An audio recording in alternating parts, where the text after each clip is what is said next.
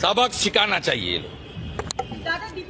जैसे इजराइल सिखाया गाजा में।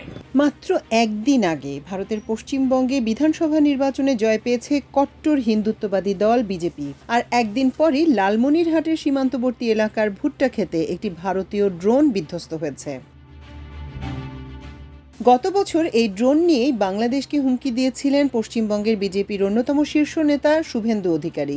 তিনি বলেছিলেন, প্রয়োজন হলে ৫-৭টা ড্রোন পাঠিয়ে বাংলাদেশকে উড়িয়ে দেবেন। পশ্চিমবঙ্গের আগামী মুখ্যমন্ত্রীর পদের অন্যতম দাবিদার তিনি। জানা গেছে, লালমনিরহাটের পাটগ্রাম সীমান্তের বুড়িমারি ইউনিয়নের ভুট্টা খেতে একটি ভারতীয় ড্রোন বিধ্বস্ত হয়েছে। ধারণা করা হচ্ছে যান্ত্রিক ত্রুটির কারণে ড্রোনটি বাংলাদেশ সীমান্তের ভেতরে আছড়ে পড়ে। ভারতীয় সীমান্তরক্ষী বাহিনী বিএসএফ ওই ড্রোন উদ্ধারে সীমান্তে টহল জোরদার করলে এলাকায় আতঙ্ক ও উত্তেজনা ছড়িয়ে পড়ে। বুড়িমারি ইউনিয়নের মোগলিবাড়ি সীমান্তের মেইন পিলার 841/8S এর 20 গজ বাংলাদেশের অভ্যন্তরে ওই ভারতীয় ড্রোন যান্ত্রিক ত্রুটির কবলে পড়ে ভুট্টা ক্ষেত্রে আছড়ে পড়ে। মঙ্গলবার দুপুর 12:30টার দিকে মোগলিবাড়ি সীমান্তে ড্রোন দিয়ে ভিডিও করার সময় এই ঘটনা ঘটে।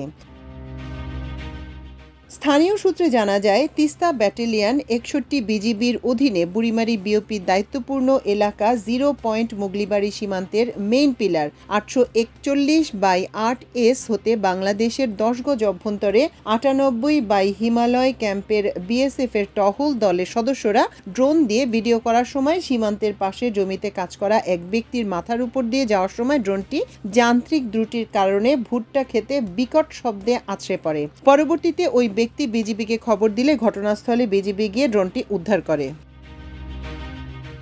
পরে সীমান্তের ওপাশে ভারতের পশ্চিমবঙ্গের কোচবিহার জেলার হিমালয় ক্যাম্পের বিএসএফ সদস্যরা ড্রোনটি খোঁজার চেষ্টা করে। ড্রোন যে বাংলাদেশের অভ্যন্তরে আছে সেটা তারা অস্বীকার করে টহল জোরদার করে ড্রোনটি উদ্ধারের চেষ্টা চালায়।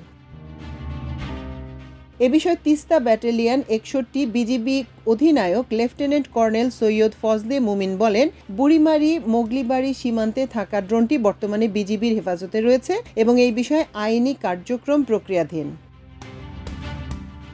এর আগে 2025 সালের ডিসেম্বরে শুভেন্দু অধিকারী বাংলাদেশকে তাচ্ছিল্য করে বলেছিলেন, অতিবার বেরোনা ঝরে পড়ে যাবে, পিপিলিকার পাখা গজায় মরিবার তরে। ভারত এখন তৃতীয় সামরিক শক্তিশালী দেশ। বাংলাদেশ জানে না আমাদের সেনা পাঠানোর দরকার হবে না। আমরা এখন ড্রোনে এত বেশি উন্নত তা জানেই না বাংলাদেশ। ভারতের ধৈর্যের বাঁধ ভাঙলে 5-7টি ড্রোন পাঠিয়ে দিলেই সব শেষ। শুভেন্দু হুঙ্কার দিয়ে বাংলাদেশকে উদ্দেশ্য করে বলেন, ওরা 60-70 সালে আছে, বন্দুকে যুদ্ধ হয় না, ম্যান পাওয়ার লাগে না, 5টা ড্রোন শুধু পাঠাবে ভারত। এরা এখনো ভারতের শক্তি সম্বন্ধে জানে না। এখানে ফোর্ট উইলিয়াম থেকে প্রেস করবে, ওখানে ধপাধপ চলে যাবে।